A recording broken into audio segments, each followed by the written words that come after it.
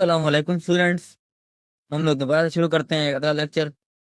ये लेक्चर काफ़ी इंटरेस्टिंग है। इसमें इंटरेस्टिंग होने की दो वजूहत हैं। एक तो मैंने नया लैपटॉप लिया है और एक मैं अपना फेस टाइम दिखा रहा हूँ। ठीक है, इस लेक्चर में हम लोग करेंगे क्या क्या, पहले ये देखते हैं ना एक बार। इस लेक्चर में हम लोगों ने करना है volumetric thermal expansion of solids. ठीक है, मैं आप लोगों को वॉल्यूमेट्रिक थर्मल एक्सपेंशन के बारे में पहले बता देता हूँ, फिर हम लोग सॉलिड्स के बारे में देखते हैं। अब वॉल्यूमेट्रिक थर्मल एक्सपेंशन होती क्या है? ठीक है, हम लोग ना एक 3D दुनिया में रह रहे हैं। ठीक है, हमारी दुनिया जो है एक 3D है, वो एक 3 डायमेंशनल दुनिया है। अब इसमें ना जब किसी भी चीज के अंदर एक्सपेंशन होती है तो वो 3 डायमेंशनल ही होती है। हमने ऊपर बढ़ दिया ना लीनियर थर्मल एक्सपेंशन। तो अगर लीनियर थर्मल एक्सपेंशन हो रही है ना तो किसी ना किसी हद तक वॉल्यूमेट्रिक थर्मल एक्सपेंशन भी होगी। ठीक है, ये एक ट्रुथ है। तो अब वॉल्यूमेट्रिक थर्मल एक्सपेंशन होता है कि किसी भी ऑब्जेक्ट के अंदर उसके 3 डायमेंशनल स्ट्रक्चर के अंदर एक्सपेंडेशन होना। ठीक है ना। अब कोई भी ऑब्जेक्ट लेते हैं हम लोग, मेरे पास ये एक बड़ा है कहते हैं माइक मेरे ख्याल से। ठीक है ना। और इस माइक में क्या सीन है? अब ये है ना, इस माइक का जैसे रिसीवर होता है, रिसीवर। अब रिसीवर ये 3 डायमेंशनल स्ट्रक्चर है। ठीक है ना। तो इस 3 डायमेंशनल स्ट्रक्चर के अंदर जब भी एक्सपेंडिंग होगी ना, अगर इसकी लीनियर एक्सपेंशन भी हो रही है ना, ठीक है, तब भी इसकी वॉल्यूमेट्रिक एक्सपेंशन हो रही होगी। ठीक है, इसका 3D स्ट्रक्चर ही एक्सपैंड होगा हमेशा। ठीक है, तो किसी भी ऑब्जेक्ट के 3D स्ट्रक्चर को एक्सपैंड होने का मतलब है उसके अंदर वॉल्यूमेट्रिक थर्मल एक्सपेंशन हो रही है। अब सॉलिड्स, वॉल्यूमेट्रिक थर्मल एक्सपेंशन जब सॉलिड में होती है ना तो उससे क्या कहते हैं? Volumetric thermal expansion of solid. बाकी हम लोग देखते हैं इसकी डेफिनेशन को, मैंने इसको हाईलाइट पहले ही कर दी है। It is change in volume of solids on heating. Change in three dimension of solid object on heating is called volumetric thermal expansion। वही मैंने कहा अभी बताया। तो ये अब इसके फैक्टर्स दिए हमारे लिए। ठीक है ना। फैक्टर्स होते क्या हैं? फैक्टर्स होते हैं जिनके ऊपर ना ये वॉल्यूमेट्रिक थर्मल एक्सपेंशन खुद डिपेंडेंट होती है। ठीक है ना। अब फैक्टर नंबर 1 देखते हैं। फैक्टर 1 क्या है? Increase in temperature of solid. ठीक है, ये देखो, ये increase in temperature of solid, इसका क्या मतलब? किसी भी ऑब्जेक्ट को जब हम हीट देते हैं, आप लोगों ने ऊपर पढ़ा था क्या होता है हीट देने से? हीट देने से उसके पार्टिकल्स के अंदर ना एक काइनेटिक एनर्जी का ब्लास्ट होता है। काइनेटिक एनर्जी होती है, वो बढ़ जाती है। ठीक है, अब जैसे जैसे काइनेटिक एनर्जी बढ़ेगी ना, तो उसके पार्टिकल्स एक दूसरे को रिपेल करना शुरू कर देंगे। वो ना घूमेंगे इस तरह से, टकराना दूर शुरू हो जाएंगे। ठीक है, अब जो ना एक दूसरे को रिपेल करेंगे, सब जब धक्का तो मारेंगे ना, ठीक है, तो क्या होगा? तो एक दूसरे से दूर दूर होते जाएंगे। ठीक है, अब जैसे ही वो एक दूसरे से दूर होंगे तो क्या होगा? ऑब्जेक्ट का वॉल्यूम बढ़ जाएगा। ठीक है, अब ऐसा तो नहीं है ना कि पार्टिकल सिर्फ एक लाइन में ऐसे ऐसे मूव करें। कोई पार्टिकल इस तरह मूव करे, कोई इस तरह मूव कर रहा है। ठीक है, वो एक रैंडम मोशन में मूव कर रहेंगे। ठीक है, जब उनको हीट दी जाएगी तो उनकी विग्रस रैंडम मोशन किसी भी सॉलिड के वॉल्यूम को इंक्रीज कर देगी। ठीक है, बाकी इसकी भी डेफिनेशन देख लेते हैं हम लोग, क्या क्या लिखा हुआ है इसके अंदर। 3 dimensional object like cube is heated. ठीक है, kinetic energy of a particle is increase, वही बात। Their vibration become more vigorous and they spread out further apart, वो जो मैंने पहले बताया है। ठीक है, वो इससे दूर हो जाते हैं, इसमें वही बताया गया है। ठीक है, as the result the particles of an object occupy more volume, its atom push each other and decrease the volume of object. Therefore, the thermal expansion in volume of is directly proportional to the increase in temperature of sorry increase in temperature। ठीक है, अब ये line इसकी main है, इसे क्या इसके अंदर ये लाइन मेन है। ठीक है ना, ये line thermal expansion in volume directly proportional to the increase in temperature। ठीक है ना, करेक्ट। अब ये इसके अंदर मेन बात होता है कि ये ऊपर सारा इसकी उसके बारे में बताया कि ये कैसे कैसे होती है, इसका क्या मतलब है। आगे हम लोग चलें तो आगे हमने क्या करना है? पॉइंट 2 में क्या है? Original volume of an object. इसकी ना, अब मैं एग्जांपल देता हूँ आप लोगों को। मैंने एक 3 मीटर की रॉड ली है। ठीक है ना, इसका सरकमफेरेंस भी 3 मीटर का है। ठीक है, एक गोल रॉड है। और मैंने एक और रोड लिया, इसका सरकमफेरेंस है 2 मीटर का। अब जब मैं 3 मीटर की रोड को ना हीट करूंगा और उसके साथ ही 2 मीटर की रोड को हीट करूंगा, ठीक है, तो क्या होगा?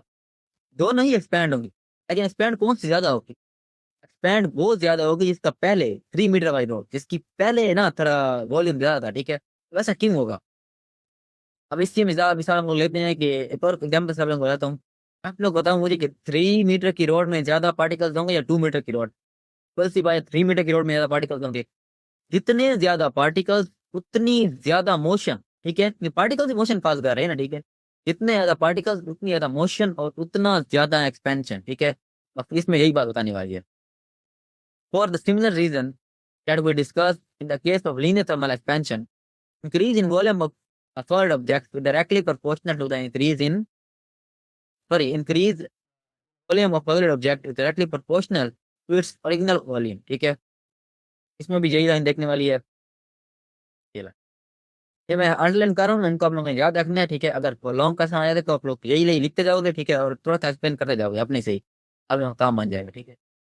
आगे हम लोग जाते हैं। The nature of material of solid object. Linear thermal expansion में भी ये बात थी, किसी भी ऑब्जेक्ट का ना नेचर डिपेंड करता है उसकी एक्सपेंशन पे, ठीक है। अब जिस तरह जितनी उसकी एक्सपेंशन होती है ना, ठीक है, हम लोग देखते हैं कि कुछ ऑब्जेक्ट होते हैं वो ज्यादा एक्सपैंड करते हैं, कुछ होते हैं जो थोड़ा एक्सपैंड करते हैं। उनके नेचर ऑफ पार्टिकल्स देखी जाती है, ठीक है ना, उनकी पार्टिकल्स की अरेंजमेंट देखी जाती है। ये बात आप लोगों को याद रखनी है कि nature of the material of object depend करता है, सॉरी, एक्सपेंशन डिपेंड करती है nature of the material of object पे, ठीक है। ये काफी इंपॉर्टेंट पॉइंट है, ठीक है, इस बात पे भूलना नहीं है।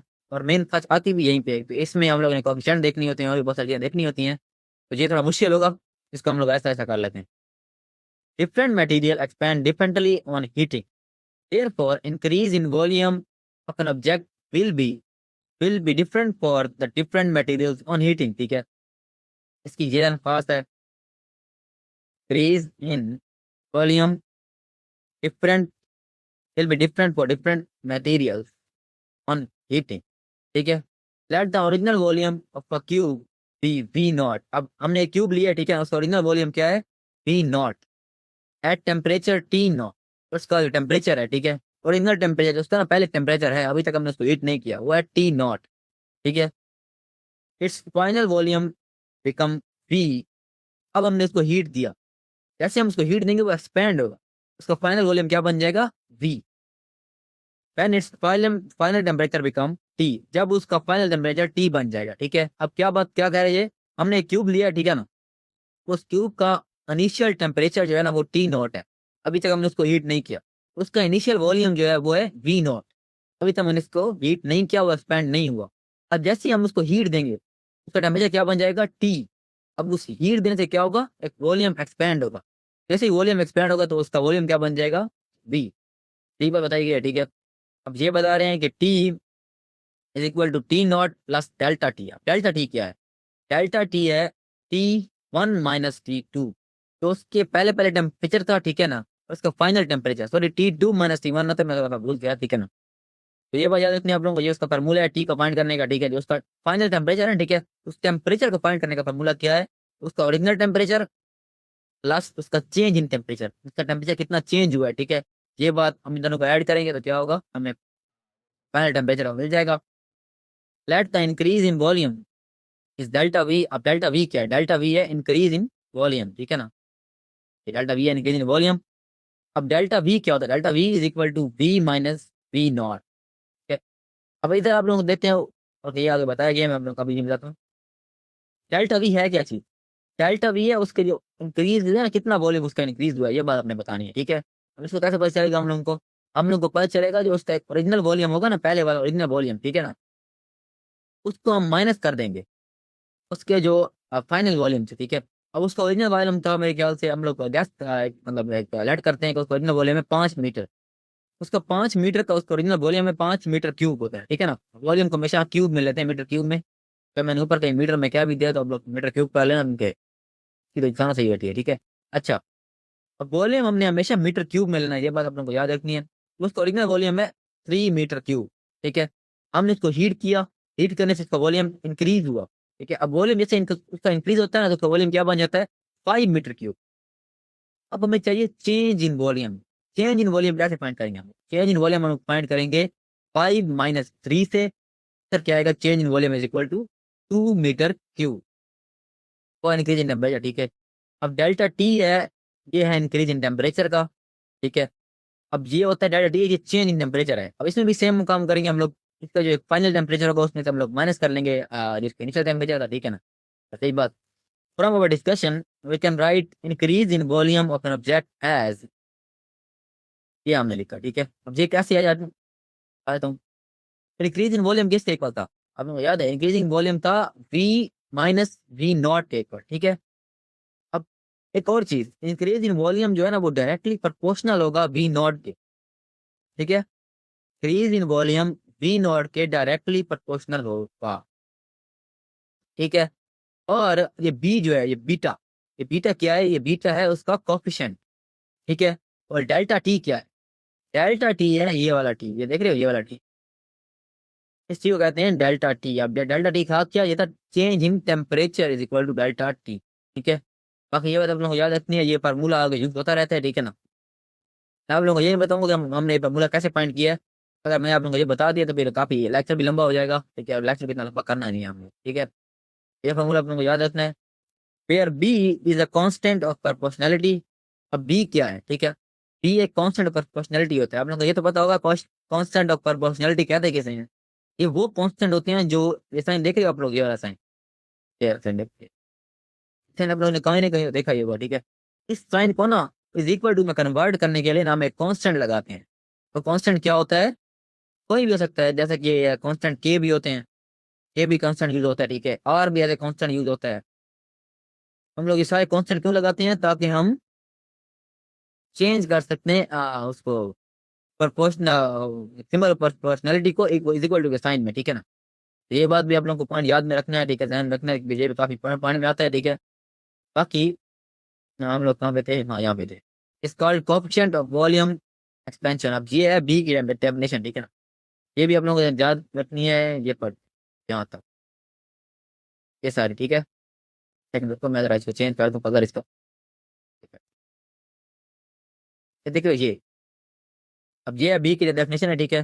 बीटा होता क्या है, ये बी नहीं है, ये बीटा है। वैसे भी इसको बी पढ़ते हैं कुछ लोग, मतलब कोई आप लोगों के लेवल पे बी पढ़ सकते हो, लेकिन इसको बीटा कहो ज्यादा अच्छा लगता है, ठीक है, इनके इसका ओरिजिनल नाम बीटा ही है। आगे हम चलते हैं फ्रॉम इक्वेशन। अब इन दोनों ये जो इक्वेशन दी गई है नाम है ये इक्वेशन, ठीक है, ये जो इक्वेशन दी गई है, ठीक है। इस इक्वेशन से हम लोग ये पॉइंट कर सकते हैं। इस वजह से हम ये क्या पॉइंट कैसे करेंगे, हम लोग यहाँ पे जो बी है ना, बी बी को इधर रहने देंगे, बीटा को, ठीक है। अब ये वॉल्यूम गया इधर, वॉल्यूम यहाँ पे मल्टीप्लाई हो रहा है तो यहाँ पे जाएगा डिवाइड, वॉल्यूम नीचे आ जाएगा, ठीक है। टेम्परेचर मल्टीप्लाई हो रहा है, टेम्परेचर भी जाके क्या होगा, डिवाइड। अब जैसे ही ये दोनों, जैसे ही ये दोनों जहाँ से ना इधर जाएंगे ना, वॉल्यूम वी की तरफ, सॉरी डेल्टा वी की तरफ, ये दोनों डिवाइड जाएंगे, क्योंकि जैसे ही हम लोग इज इक्वल टू के एक टर्म को दूसरी तरफ पे लेके जाते हैं ना, ठीक है, तो वो अपना सिंबल चेंज करती है। अगर मल्टीप्लिकेशन में होती है तो डिवाइड होती है, अगर डिवीजन में होती है तो मल्टीप्लाई होती है, ठीक है। इससे हमें ये मिल जाएगी, ये फॉर्मूला बन जाएगा हमारे पास बीटा वाला।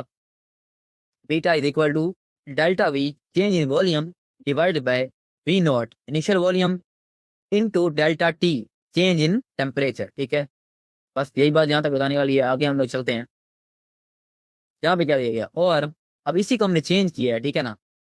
और बीटा ये जो है ना, ये इसको हमने चेंज किया इसमें, और beta is equal to delta V over V naught divide by T. हमने कैसे चेंज किया, हम यहाँ से वी को पकड़े, वी नॉट को ऊपर ले गए। अब जैसे ही हम वी नॉट को ऊपर लेके जाएंगे तो क्या हो, वी नॉट जब ऊपर जाएगा तो डिवाइड होगा, है ना, ठीक है। तो ये भी, ये देखो ना, ये वी से डिवाइड हो रहा है, ठीक है, इसमें ये डिवाइड हो रहा है, ठीक है। अब मैं एक बार यहाँ पे ठीक है, अगर राइटिंग समझ में ना आए तो क्या है कि अपनी राइटिंग भी बनी अपने यहाँ पे, ठीक है। तो बस क्या है, बीटा है, ठीक है, beta is equal to delta V है, V divided by V not into delta T है, ऐसा ही है ना, ठीक है।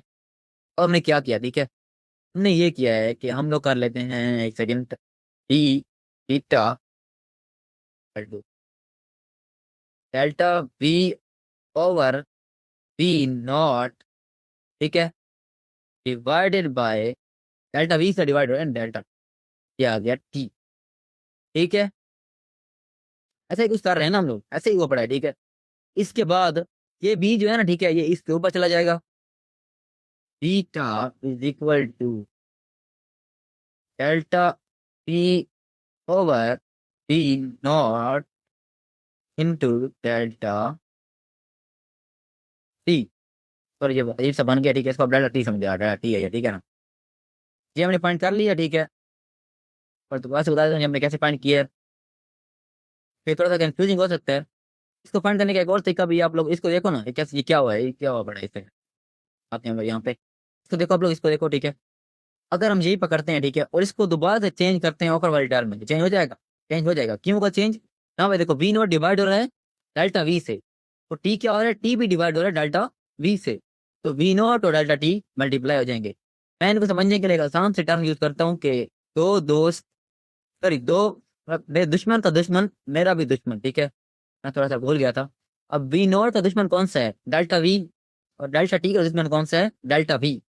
तो अगर वी नोट का भी दुश्मन डेल्टा वी है और डेल्टा टी का भी दुश्मन डेल्टा वी है, तो वी नोट और डेल्टा टी क्या होते हैं, दोस्त दोस्त। ये मैंने एज एग्जाम्पल बताया आप लोगों को, इसको लिखना होगा नहीं है, ठीक है। तो हम लोग बाकी इसको खोल के लिखा हुआ है, ठीक है। Change in volume divide by original volume is equal to divide by change in temperature, ठीक है, ये लिखा हुआ है। बाद में बताया गया delta V is equal to fractional change in volume. अब फ्रैक्शनल चेंज इन वॉल्यूम क्या होता है, फ्रैक्शनल चेंज इन वॉल्यूम है change in volume divide by original volume, और चेंज इन टेम्परेचर ये बताया गया, ठीक है। थोड़ा सा डिफिकल्ट है, अगर आप लोगों को समझ ना भी है तो खैर है, ठीक है ना।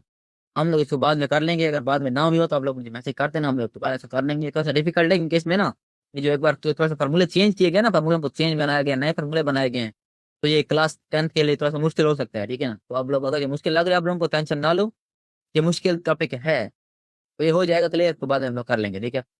The coefficient of volumetric thermal expansion of solid is defined as, ये दी गई है definition coefficient of thermal volumetric thermal expansion की, ये इसकी डेफिनेशन दी गई है डेल्टा बी की, भाई बी की सिर्फ, ये बी की डेफिनेशन दी गई, बी की ऊपर वाली डेफिनेशन भी ठीक है, it is a constant proportionality and is called as an and is called as a coefficient of volume expansion, ठीक है।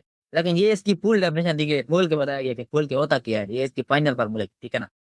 अब ये जो डेफिनेशन है, ये वाली डेफिनेशन, ठीक है ना, ये वाली डेफिनेशन, ये मतलब इसके बाद जो डेफिनेशन शुरू होगी, ठीक है, ये किसकी है, ये इसकी डेफिनेशन है, इस फार्मूले को भी डिफाइन किया गया है इसके अंदर, ठीक है ना। तो इस फार्मूले करते हैं एक बार डेफिनेशन को, is defined as the fractional change in volume per Kelvin change in temperature, ठीक है। इससे क्या मतलब, ये डेफिनेशन थोड़ी सी डिफिकल्ट है, डिफिकल्ट नहीं है, ये डेफिनेशन फार्मूले से निकाली गई है, तो आप क्या कर सकती है पैदा आपके दिमाग में। वैसे फिजिक्स में डिफिकल्ट, फिजिक्स के अंदर ना डिफिकल्ट चीज नहीं होती, हर चीजें फार्मूले से, किसी कांस्टेंट से, इन चीजों निकाल के ली जाती है, ठीक है ना। फिजिक्स का एक कॉन्सेप्ट आप लोगों को आता है तो आप लोग कर लो, तो मसला नहीं है। अब ये क्या चीज, फ्रैक्शनल चेंज इन वॉल्यूम पर केल्विन, ऐसा क्या मतलब है। फ्रैक्शनल चेंज वॉल्यूम दिया गया ऊपर, ठीक है, यहाँ पे देखो, ये फ्रैक्शनल चेंज वॉल्यूम पर टेम्परेचर दिया गया, टेम्परेचर डिवीजन में पढ़े ना, डिवीजन वाली चीज को हम लोग करते हैं पर तो मतलब होता है डिवाइड हो रहा है, ठीक है। केल्विन चेंज इन टेम्परेचर, अब केल्विन क्या है, केल्विन है टेम्परेचर का एस आई यूनिट, केल्विन क्या है, टेम्परेचर का ऐसा यूनिट केल्विन है, ठीक है। Fractional change in volume divide bye kelvin is the kelvin change in temperature, ठीक है। अब केल्विन चेंज इन टेम्परेचर क्या मतलब है, टेम्परेचर का जो यूनिट था वो केल्विन था, ठीक है। अब चेंज इन टेम्परेचर हो रहा है तो चेंज इन केल्विन भी हो रहा होगा, ठीक है, वही ऑब्वियस ही बात है, अगर चेंज इन टेम्परेचर हो रहा है तो चेंज इन केल्विन तो होगा ही होगा। और fractional change in temperature volume divided by kelvin change in temperature is called beta, ठीक है, या फिर coefficient of volumetric thermal expansion, ठीक है, ये इसकी डेफिनेशन दी गई है, ठीक है। It tells us how much volume of solid will change with respect to its original volume when its temperature rise by 1 Kelvin. अब ये बताना क्या है, हमें हमें बीटा क्या बता रहा है, हमें बीटा बता रहा है कि कितना वॉल्यूम चेंज होगा सॉलिड के अंदर, ठीक है ना। How much volume of solid of object will change with respect to its original volume, उसके ओरिजिनल वॉल्यूम से उसका कितना वॉल्यूम चेंज होगा, ठीक है, अगर 1 केल्विन टेम्परेचर इंक्रीज हो तो।